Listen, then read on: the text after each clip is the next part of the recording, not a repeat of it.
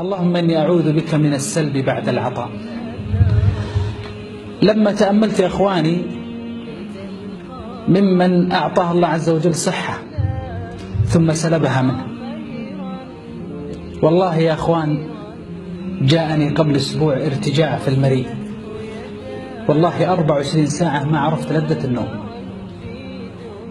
والله أتقلب في الليل أبحث عن نص ساعة نوم والله ما وجدت. اللهم إني أعوذ بك من السلب بعد العطاء.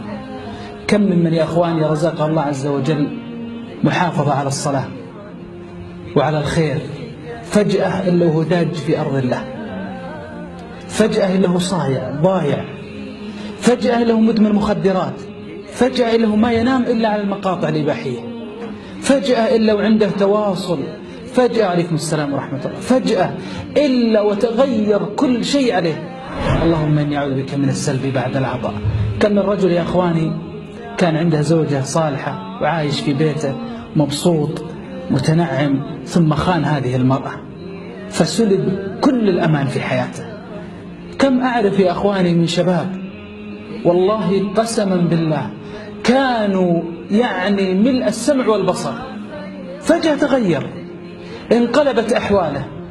فنسأل الله يا أخواني الذي أعطانا ألا يسلب منا.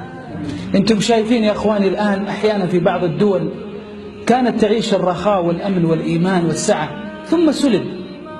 فاسألوا الله يا أخواني وأكثروا من هذه الدعوة، اللهم إني أعوذ بك من السلب بعد العطاء. أسأل الله أن يثبتني وإياكم. لو لم يكن عون من الله للفتى فأول ما يقضي عليه اجتهاد. ولذلك يا أخواني أوصيكم، وهي حاجة أنا جربتها شخصيا واستفدت منها، ابحث لك عن مشروع تطوعي جميل، ابحث لك عن مسلك وطريق من سبل الخير وامسك فيه.